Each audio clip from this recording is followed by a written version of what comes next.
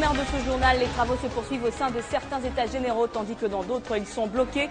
Si les délégués du groupe thématique Gouvernance, Démocratie et Réforme institutionnelle se sont penchés sur le canevas de travail, ceux de la démobilisation, désarmement et réintégration exigent plutôt l'identification des délégués aux travaux.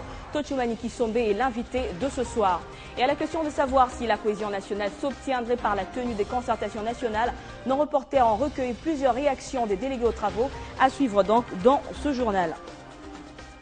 Bonsoir à tous et merci de nous rejoindre sur votre chaîne dans le cadre de ce journal consacré aux concertations nationales. Les travaux se poursuivent au sein des États généraux. Si les délégués du groupe thématique Gouvernance, Démocratie et Réforme institutionnelle se sont penchés sur le canevas de travail, ceux de la démobilisation, désarmement et réintégration exigent plutôt l'identification des délégués aux travaux. Autre exigence des représentants de l'opposition, la participation aux travaux des délégués des groupes armés. Nous y reviendrons. Tochumani Kisombe est notre invité ce soir. Il est délégué au sein du groupe thématique Conflit communautaire, paix et réconciliation. Bienvenue. Merci Madame Michel. Vous êtes également délégué de la diaspora.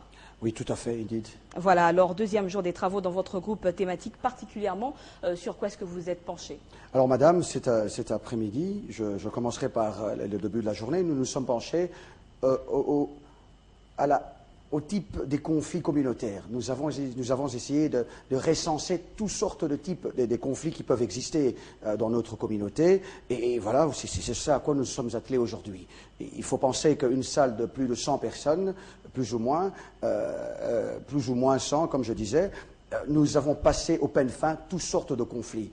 C'est ce à quoi nous sommes attelés aujourd'hui. Notamment, je peux vous citer, ma contribution a été dans le sens d'expliquer les conflits sociopolitiques, notamment dans les conflits sociopolitiques dont j'ai eu à revendiquer, j'ai eu à énumérer quelques types de conflits. Nous avons la revendication identitaire de la diaspora congolaise, de la diaspora congolaise. Celle aujourd'hui, la diaspora qui demande à l'État congolais, notamment c'est un conflit entre l'État congolais et sa population de la diaspora.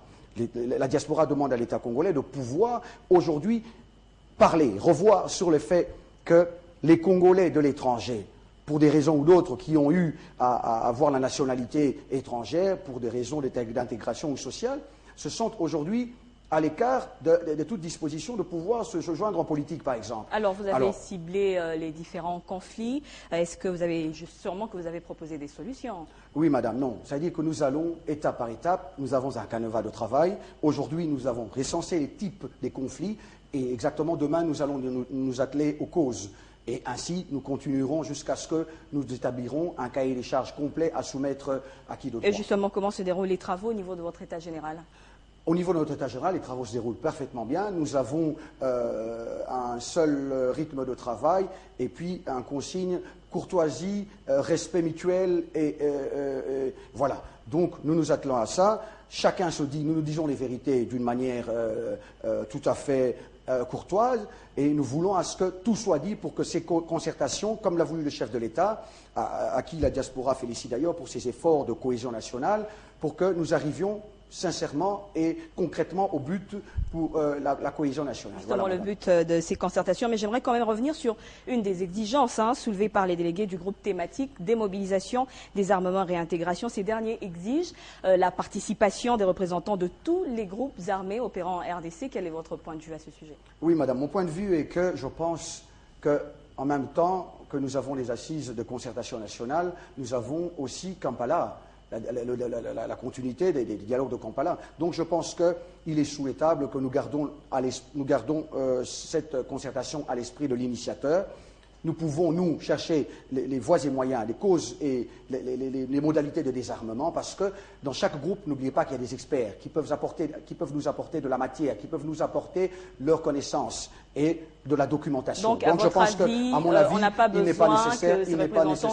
Non, il n'est pas nécessaire. Alors, écoutez, ce n'est pas moi décider, je donne un avis. Oui, maintenant, justement, au c'est votre point de vue. Il est clair que chaque commission thématique, une fois arrivé à buter un problème de fonctionnement, un problème de procédure, il y a un présidium d'abord de chaque groupe thématique, et puis maintenant, si au niveau ils n'arrivent pas à s'entendre, ils doivent consulter le présidium des concertations nationales. On peut également se poser la question de savoir comment justement est-ce qu'on peut désarmer les groupes armés sans pour autant les impliquer dans ces concertations, puisqu'on parle d'eux.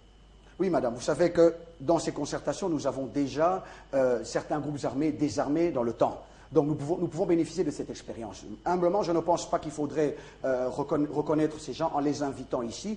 Ils doivent disparaître et ils ne peuvent que disparaître. On a déjà tendu la main et on est dans les discussions. Vous savez que diplomatiquement, le Congo aujourd'hui, à travers la vision du chef de l'État, Joseph Kabila Kabange, est plébiscité de la manière dont nous continuons à parler aux M23 malgré les atrocités qu'ils continuent à commettre. Donc je pense à mon avis qu'il est tout à fait normal que les choses peuvent continuer telles qu'elles se passent. Et je ne suis pas de cette commission thématique, mais je pense qu'ils sont capables, parce que nous avons des experts, nous avons la contribution des experts et la contribution des plusieurs expériences qui peuvent être tout à fait accompagnées pour que cela se passe en bonne Merci Tochumani Kisombe. Je rappelle que vous êtes délégué de la diaspora et également président de la commission conflit communautaire, paix et réconciliation. Tout à fait, madame, mais président de la commission paix, conflit communautaire, paix et réconciliation nationale au sein de la diaspora congolaise fédérée pour les concertations, notamment que dirige le président Sergio Hello. Merci pour toutes ces précisions.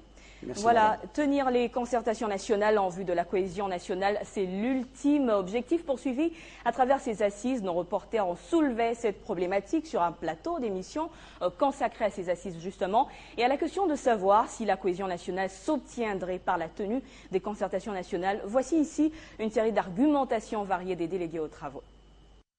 Que nous devons partager ensemble les mêmes visées, les mêmes objectifs pour la pacification du pays, pour le développement de la nation. Donc il est important qu'il y ait un forum qui réunit les gens. Mais quand on parle concertation, le chef de l'État a le droit de concerter les différentes catégories de la population, les différentes institutions, les différents partis. Donc toutes les catégories réunies, le chef de l'État a mandat de pouvoir les écouter et il nous a permis justement de nous mettre ensemble pour discuter sur des thématiques bien claires. Je dois vous dire très sincèrement que je salue personnellement l'idée salvatrice du chef de l'État, Son Excellence, Monsieur le Président de la République, Joseph Kabila Kabange, d'avoir pensé à ces concertations. Je vous dis que sans le dialogue, sans les concertations, nous allons mettre dans la même direction.